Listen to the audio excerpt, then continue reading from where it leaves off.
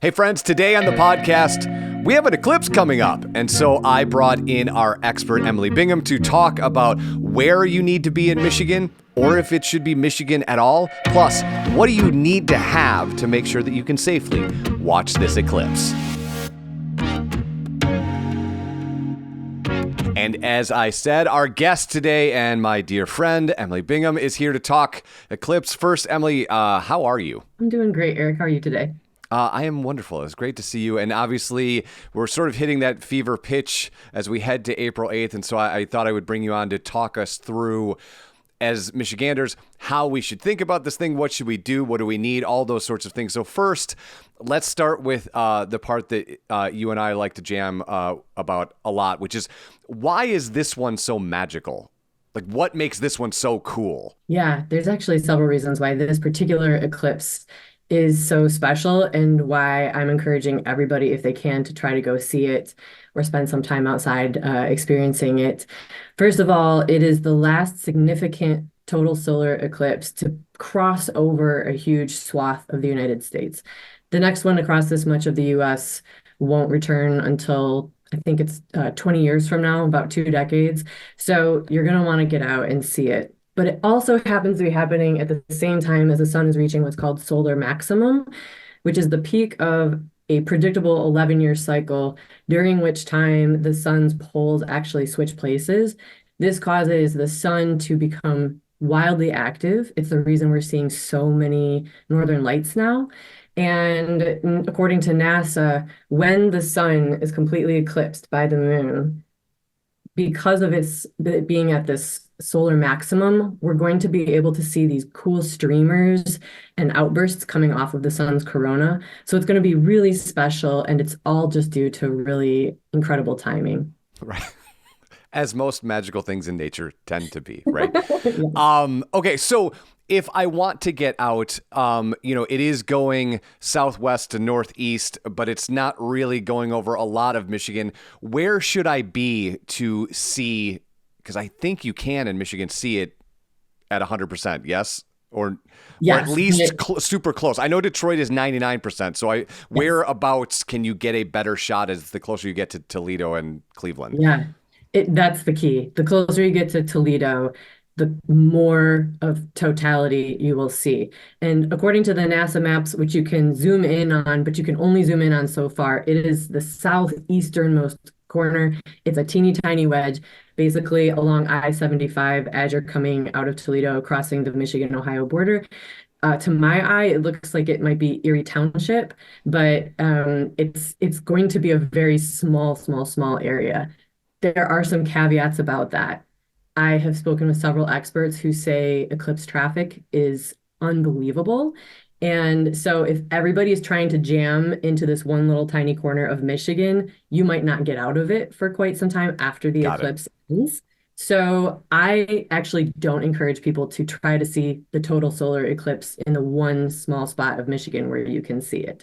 I have some other tips about that, but for your question, that is the place in Michigan where you will be able to see the sun completely covered by the moon. Well, now you have me intrigued. What are your other tips about this? So a lot of this eclipse, the answer is it depends. It depends on what you want to see. The people that I have spoken with that have experienced total solar eclipses say, while a partial solar eclipse, which is what the rest of Michigan will get to see, 99 and downward, is an amazing sight, it is still nothing in comparison to a complete eclipse. So my advice for anybody who wants to see a total solar eclipse is first to, if you have the ability to kind of go at the last minute, watch the weather. Because I know a lot of people who have booked Airbnbs in neighboring states, but unfortunately, April 8th statistically is a very cloudy day in a lot of the Midwest. So I don't want to encourage people to book a hotel room somewhere and then Sure. Yeah. go and be stuck, not able to see it. So what my husband and I are doing is we are going to camp and we are going to watch the weather in the days ahead of time. We're going to see where's the closest place that's sunny in the path of totality and that's where we're going to go. So that's my first piece of advice for totality. Or if you have the money and the time, book an Airbnb or a hotel room somewhere that is statistically very sunny, like the American Southwest. As an alternative, 99% and onward is still pretty cool to witness. Anybody who saw the 2017 solar eclipse in Michigan, such as myself, can attest. Uh, Go to see if your local library or planetarium is having a watch party. It's really cool to join other people to experience this, sometimes once in a lifetime event. So there's still plenty of cool ways to experience it. But if you want to see totality, kind of make a couple different game plans now. Well, which leads me to the other question. And, since there's years in between the times that we get eclipses,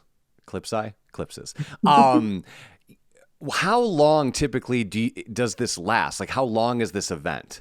Well, the total eclipse can go on for quite a while as the moon starts to blot out the sun. It's a partial eclipse all the way up until the total eclipse. The total eclipse itself is just a few minutes. So I think the range is 3.5 to 4 minutes, depending on where you're viewing it. The longest place I saw was maybe in Texas, was a little bit over 4 minutes long. So it's not that long. But I mean, all told, because of how profound an experience it is, the sky will darken as if it's dusk or dawn. Birds will stop singing. Some people say that the air temperature cools.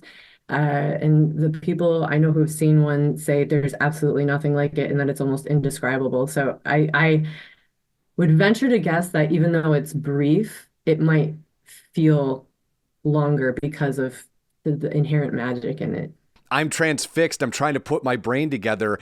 I don't remember if it's on NASA's site or Axios. One of them did a story about Michigan and the eclipse and was saying that, like, seeing it in Detroit at 99.1% is like thinking a steak from Walmart is the same as Ruth Chris. And I'm like, how is that? How? Like, what is in that 0.6% that is just so magical that Detroit is like the Walmart of steak joints, right? Like, that's hilarious.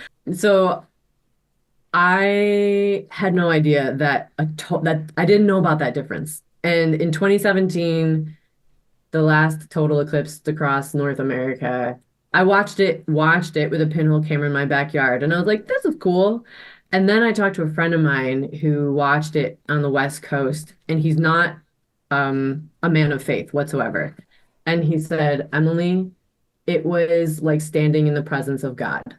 And that it's like, even just saying that now, I get a chill every time I think yeah, about the no, way you described it. And so I have, for like a year and a half now, I've had that day marked on my calendar, not working. yeah. Like not at my desk at least. Yeah. Yep. So I'm excited about it. For people who are preparing to do this, and I have a feeling as here in Michigan, it's an interesting timing because it'll be a lot of people will be coming out of spring break and all of the sudden remember, oh, it's an eclipse today, right?